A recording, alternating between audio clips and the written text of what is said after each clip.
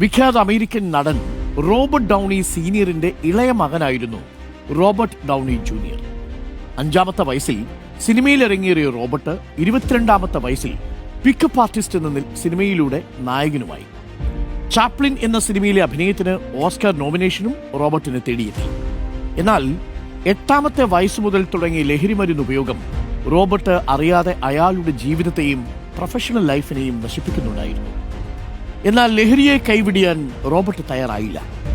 1996-ൽ കൊക്കൈന്റെ ലഹരിയിൽ നഗ്നനായി തോക്കും പിടിച്ച് അമിത വേഗത്തിൽ കാർ ഓടിച്ചതിന് റോബർട്ട് അറസ്റ്റിലായി.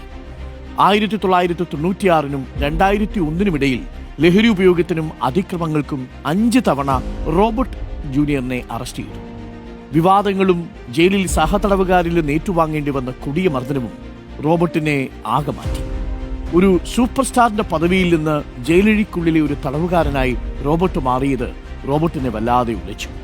ലഹരിയിൽ നിന്നും ജയിലിൽ നിന്നുമൊക്കെ പുറത്തു കടന്നെങ്കിലും അപ്പോഴേക്കുമെല്ലാം നഷ്ടമായിരുന്നു.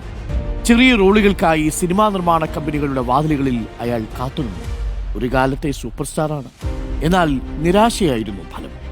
ആത്മവിശ്വാസവും പ്രതീക്ഷയും കൈവിടാൻ തയ്യാറാകാതിരുന്ന റോബർട്ട് പരിശ്രമം തുടർന്നുകൊണ്ടേയിരുന്നു. 2008-ൽ മാർവലിന്റെ മുഖമായി മാറിയ അയാൾ അയൺമാൻ എന്ന സിനിമയിലൂടെ നഷ്ടമായതെല്ലാം തിരിച്ചുപിടിച്ചു. നിലവിൽ ലോകമെമ്പാടും ആരാധകരുള്ള ഏറ്റവും പ്രതിഫലം വാങ്ങുന്ന താരങ്ങളിൽ ഒരാളാണ് റോബർട്ട് ഡൗണി ജൂനിയർ. ഇത് പറയാൻ കാരണം ഇന്ന് പരാജയപ്പെട്ടവർക്കായുള്ള രാജ്യാന്തര ദിനമാണ്.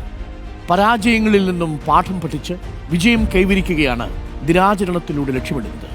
എല്ലാം നഷ്ടമായിടത്തു നിന്നും റോബർട്ട് തിരിച്ചു വന്നിട്ടുണ്ടെങ്കിൽ, എല്ലാം നഷ്ടമായ ഇടങ്ങളിൽ നിന്ന് വാൾട്ട് ഡിസ്നിക്ക് ഒരു തിരിച്ചുവരവ് സാധ്യമായിരുന്നെങ്കിൽ, എഴുതിത്തള്ളിയ ഇടങ്ങളിൽ നിന്ന് തോമസ് ആൽവാ എഡിസന് ഇത് സാധ്യമായിരുന്നെങ്കിൽ, വളർച്ചാക്കുറവുള്ള ഹോർമോൺ ഉണ്ട് എന്ന കുറ്റപ്പെടുത്തലിൽ നിന്ന് തിരിച്ചുവരലിന് മെസ്സിക്ക് സാധ്യമായിട്ടുണ്ടെങ്കിൽ, പരാജയം ഒന്നിനും അവസാനമല്ലെന്നും തെറ്റുകൾ തിരുത്തി മുന്നോട്ടു പോയാൽ വിജയം അകലെയല്ലെന്നുമാണ് റോബർട്ടിന്റെ ജീവിതം നമ്മളെ പഠിപ്പിക്കുന്നത്.